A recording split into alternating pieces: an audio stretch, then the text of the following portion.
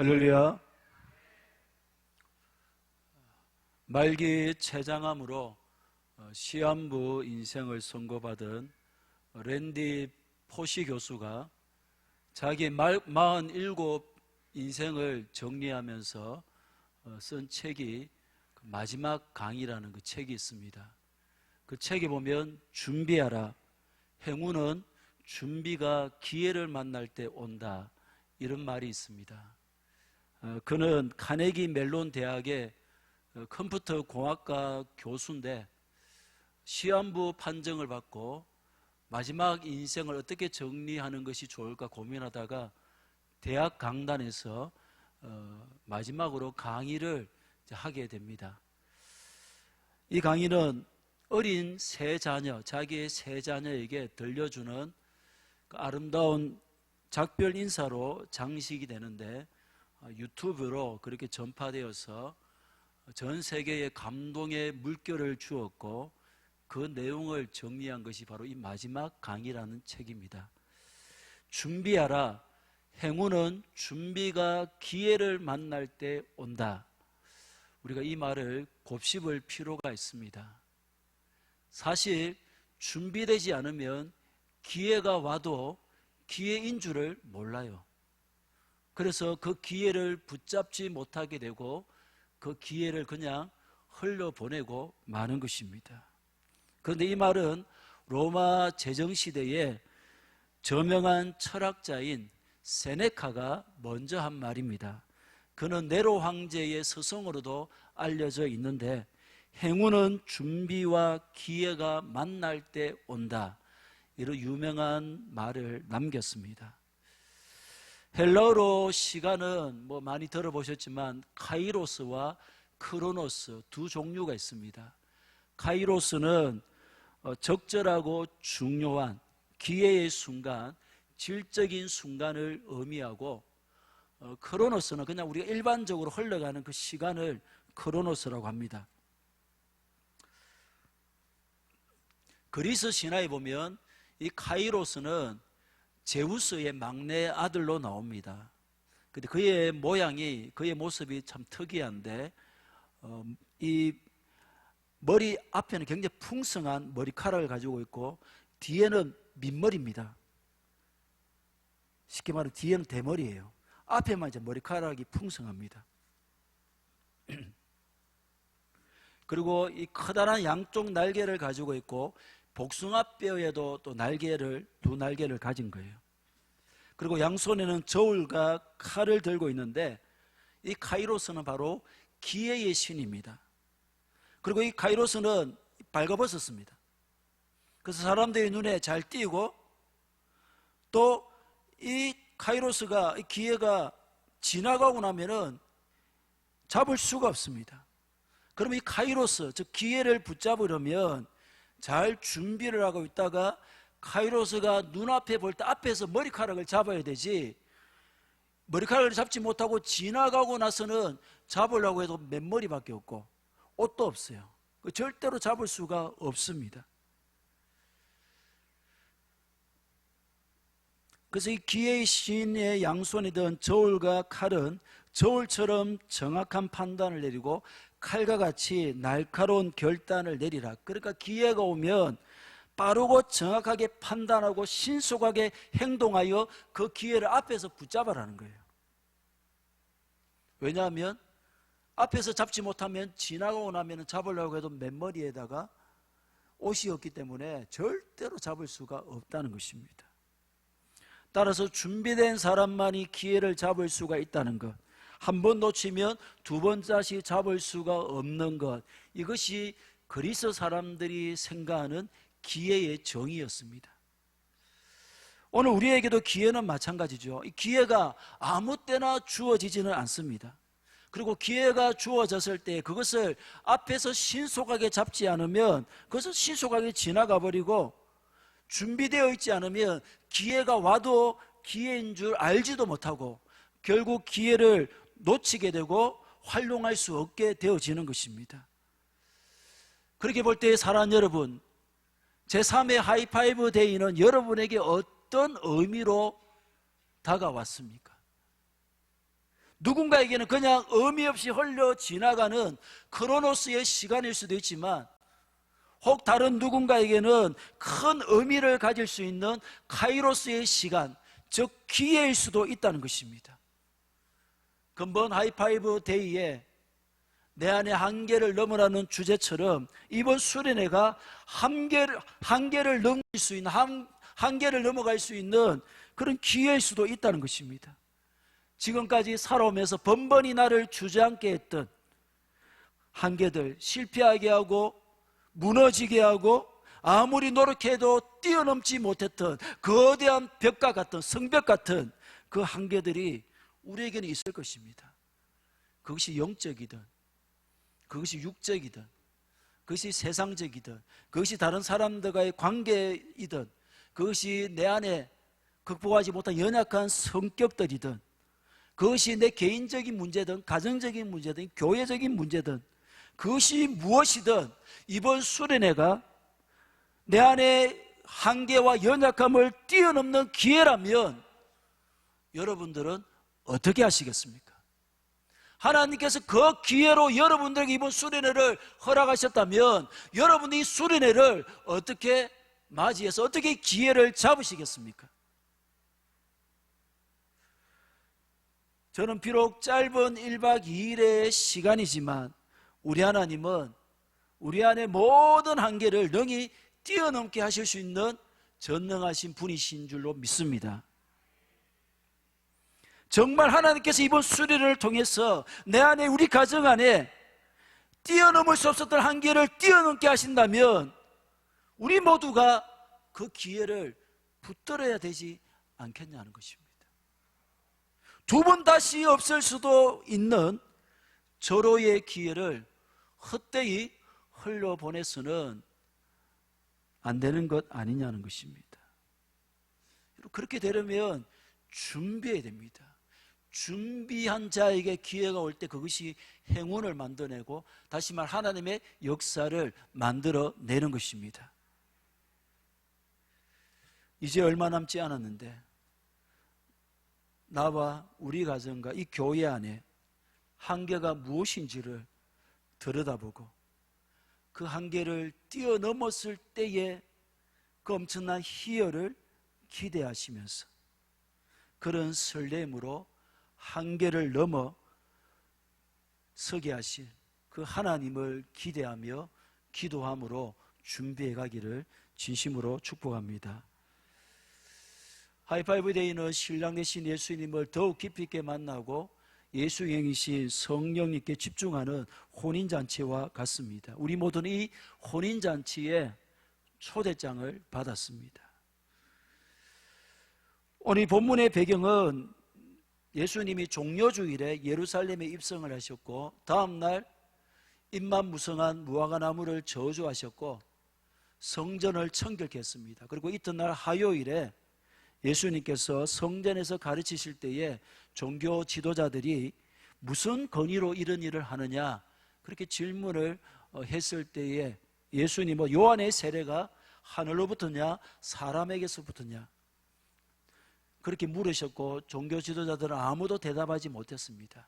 이들에게 예수님은 세 가지 비유를 들어서 이들이 자신들의 잘못을 깨닫고 돌이키기를 원하셨습니다. 첫 번째는 아버지의 지시에 예라고 대답은 하지만 아버지 지시대로 하지 않은 맏아들과 아버지 지시에 싫다라고 대답했지만 이내 아버지 지시대로 행한 그 아들의 비유가 나오고, 두 번째로는 포도원 주인이 농부들에게 포도원을 맡기고 포도 열매를 거둘 때에 종을 보내어 새를 그렇게 종을 보내고 그 열매들을 얻기 위해서 종을 보내고 마지막에 아들까지 보냈지만 죽여버리는 그런 내용이 두 번째 비유였습니다. 오늘 본문은 바로 이 세 번째 비유인데 이 세 가지 비유가 모두 다 동일한 내용입니다. 1절, 2절입니다. 시작.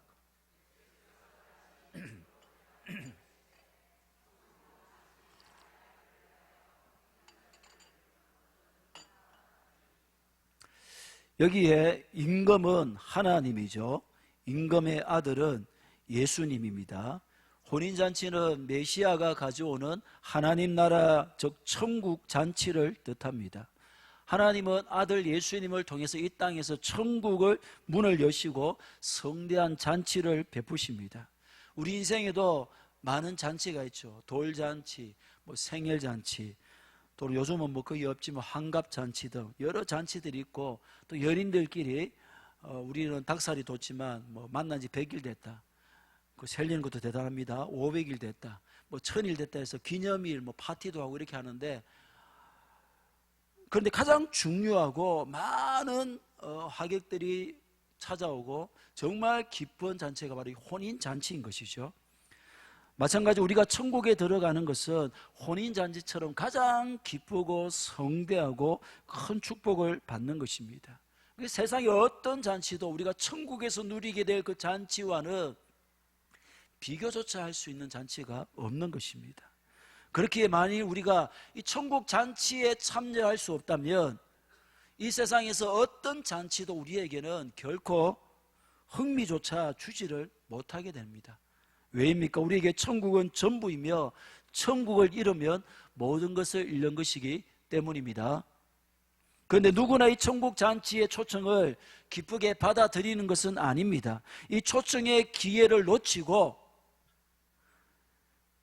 놓치는 사람들이 있다는 것이 3절, 그 종들을 보내어 그 청한 사람들을 혼인잔치에 오라 하였더니 오기를 싫어하거늘. 임금은 종을 보내어 청한 사람을 잔치에 오도록 했습니다. 이들은 사전에 초대 사실을 통보받은 자들로 혼인잔치에 당연히 참석할 것이라 기대되는 자들이었습니다. 즉 이들은 임금에 의해서 먼저 선택되었고 이미 초청장도 받았고 이제 잔치가 준비되었다는 종의 말을 듣고 급하게 혼인잔치에 참여해야 하는데 갑자기 막판에 싫다고 거절을 했던 자들입니다. 여기서 임금이 특별히 먼저 선택했던 자들은 바로 이스라엘 민족입니다. 그 안에서도 대제사장과 장로들, 서기관들과 바리새인들입니다. 이스라엘은 하나님이 특별히 선택한 민족이었습니다. 메시아가 가져온 하나님 나라에 가장 먼저 초청된 자들이었지만 이 하나님의 초청을 싫어하고 이 기회를 거절함으로 놓쳐버린 자들입니다. 4절에서 6절입니다. 시작. 다시 다른 종들을 보내며 이르되 청한 사람들에게 이르기를 내가 오찬을 준비하되 나의 소와 살진 짐승을 잡고 모든 것을 갖추었으니 혼인잔치에 오소서 하라 하였더니 그들이 돌아보지도 않고 한 사람은 자기 밭으로 한 사람은 자기 사업하러 가고 그 남은 자들은 종들을 잡아 모욕하고 죽이니. 임금이 다시 다른 종들을 보내며 더 구체적인 초청을 합니다. 오찬도 준비하고 소와 살진 짐승을 잡고 잔치에 필요한 모든 것을 완벽하게 준비했으니 이 혼인잔치에 와서 마음껏 즐기라는 거예요. 세 번째 초대였는데 초대라기보다는 거의 간곡한 부탁이었습니다. 하지만 이것조차 귀담아 듣지 않았어요.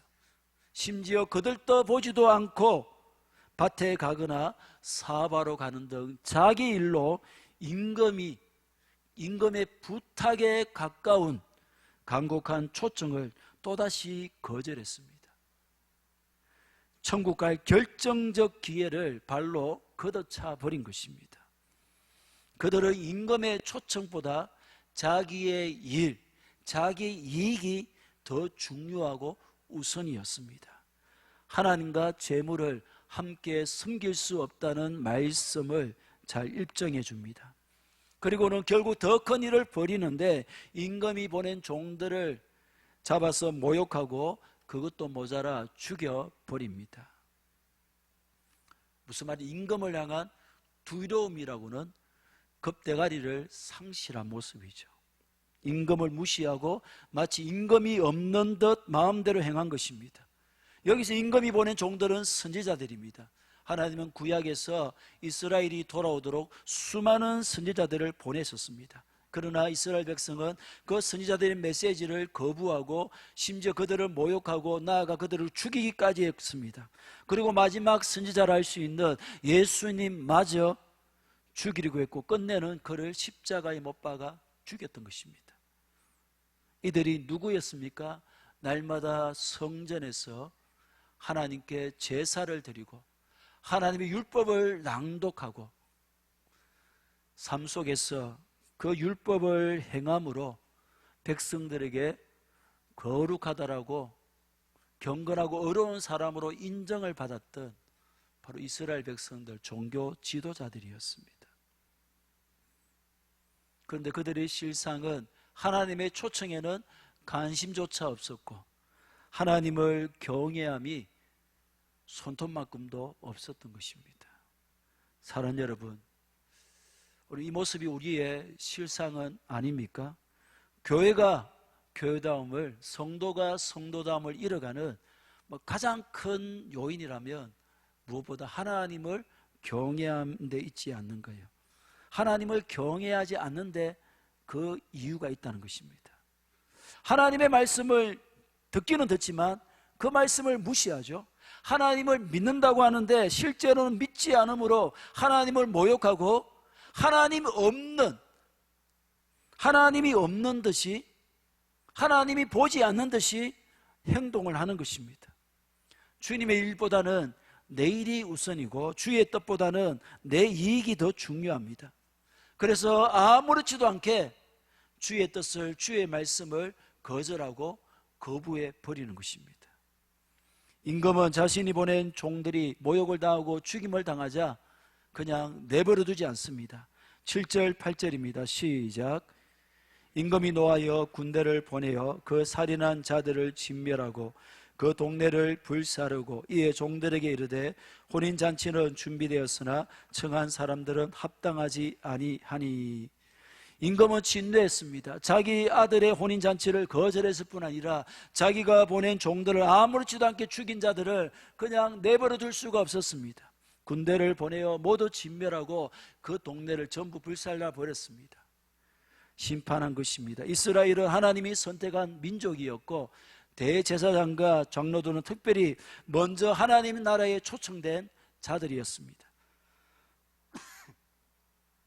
예수님은 하나님이 보내신 마지막 초대장이었습니다. 그런데 이스라엘은 그 초대장을 찢어버렸죠. 그 예수님을 십자가에 못 박아 죽였습니다. 하나님은 진노하셨고 결국 주 70년에 예루살렘은 로마의 티토 장군에 의해서 불타게 되고 예루살렘 성전은 돌 위에 돌 하나도 남지 않고 완전히 망하게 되어버립니다. 이어서 9절 10절입니다. 시작.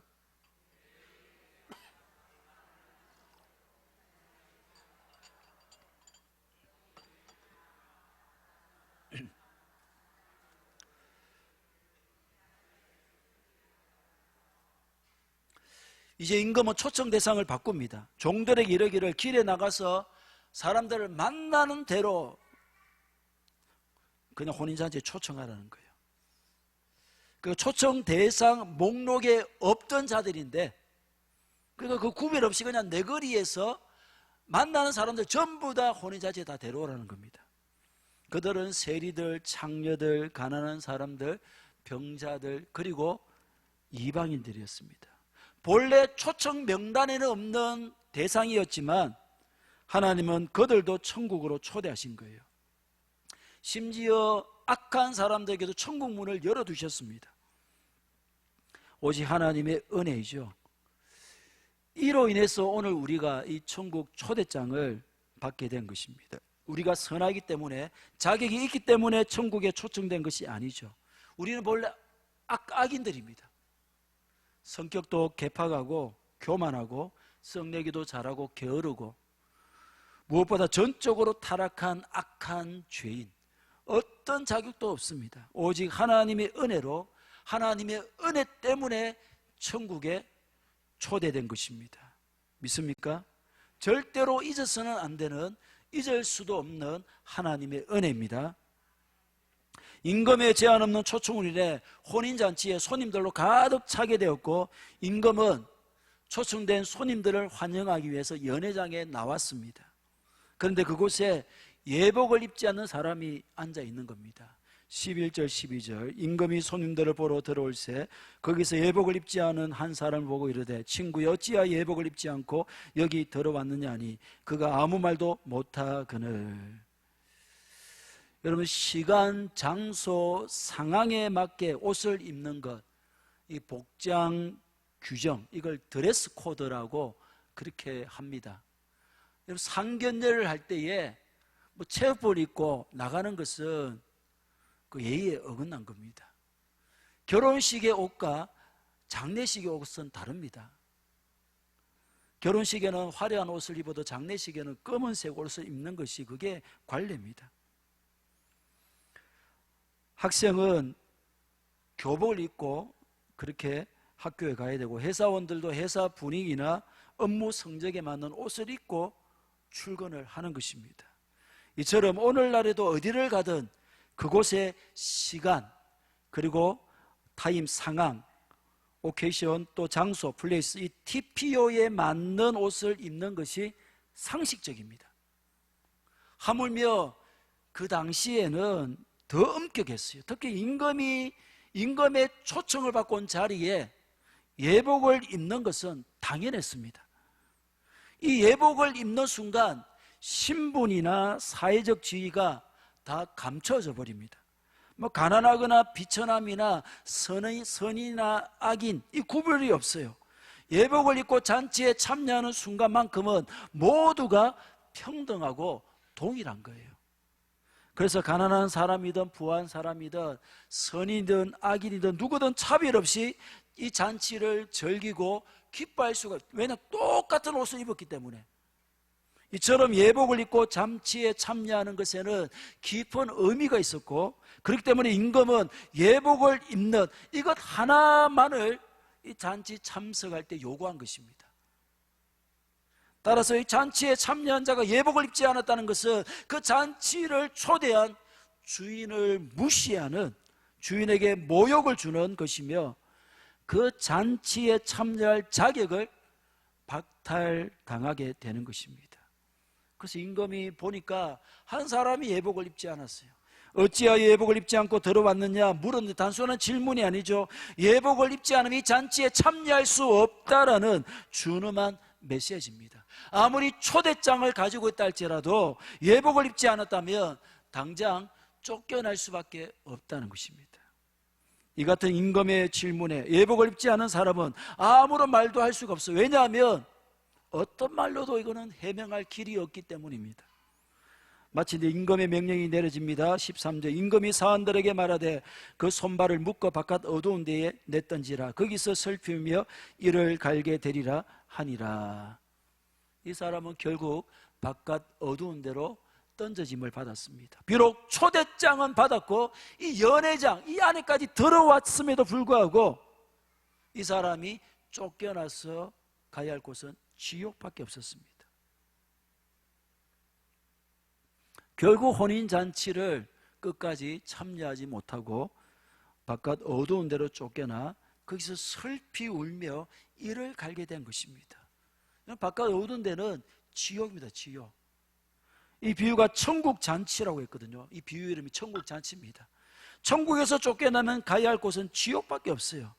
천국과 지옥의 중간이 없습니다. 천국 아니면 지옥입니다. 마땅히 천국에서 기쁨의 잔치를 누릴 줄 알았는데 예복을 입지 않으므로 그 천국에서 쫓겨나 지옥으로 던져졌으니 거기서 슬피우며 이를 가는 것입니다. 다시는 그 지옥에서 벗어날 수가 없어요. 그곳에서 영원히 거해야 되니까 얼마나 비참하고 원통합니까? 그래서 이를 바득바득 가는 거예요. 우리 중에 누구도 바깥 어두운 데로 쫓겨나서는 안 되겠습니다. 그러기 위해서는 반드시 예복을 입어야 합니다. 탕자가 다시 집에 돌아왔을 때 아버지가 살찐 소를 잡고 온 동네 사람들을 초대해서 잔치를 여는데, 탕자가 입고 있는 옷 그대로 잔치에 참여하지 않고 아버지께서 그 탕자의 옷을 벗기고 예복을 입히고 그 잔치에 참여시킨 거예요. 바로 천국 잔치의 예복입니다. 하나님은 모든 사람을 천국 잔치로 부르셨어요. 초대장을 다 주었습니다. 뭐 선인이든 악인이든 이 초대장을 다 받았습니다. 그러나 누군가는 그 초대장을 거부하고 이 자리에 오지 않는 사람도 있고, 또 누군가는 그 초대장을 들고 이 자리에까지 앉아서 예배 드리는 사람도 있어요. 그러나 천국에 가기 위해서는 예복을 입고 이 자리에 있어야 된다는 거예요. 아무리 초대장을 가지고 이 자리에 앉아서 설교를 듣고 찬송을 부른다고 할지라도 예복을 입지 않으면 여기서 쫓겨나서 지옥 간다는 것입니다. 이 예복이 뭡니까? 갈라디아서 3장 27절 시작.